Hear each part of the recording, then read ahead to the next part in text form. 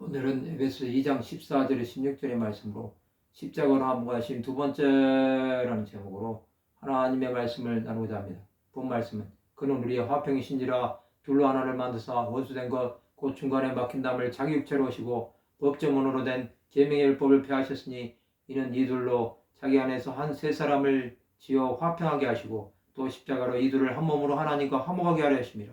원수된 것을 십자가로 소멸하시고 예수께서는 우리의 화평이 되십니다. 그는 십자가에서 저주를 받으심으로 유대인과 이방인을 하나로 만들어 주셨습니다. 또 원수된 것, 곧 중간에 막힌 담인 죄를 자기 육체로 오신 것입니다.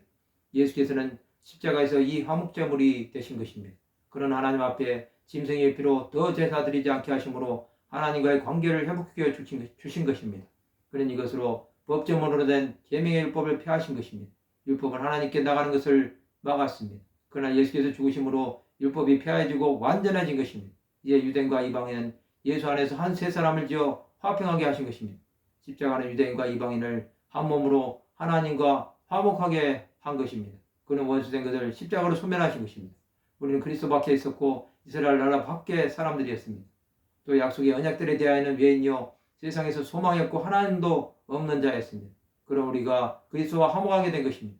이것은 엄청난 하나님의 은혜입니다. 우리는 이것을 기억하며 살아야 합니다. 우리는 자격이 있어서 구원받은 것이 아닙니다. 오직 하나님의 은혜가 아니면 구원은 없었습니다. 이것을 믿으며 나가야 하는 것입니다. 그러면 우리는 어떻게 살아야 할까요? 십자가로 화목하신 예수를 바라보며 나가야 합니다. 세상의 것은 잠시 잠깐 지나가는 안개와 같은 것입니다.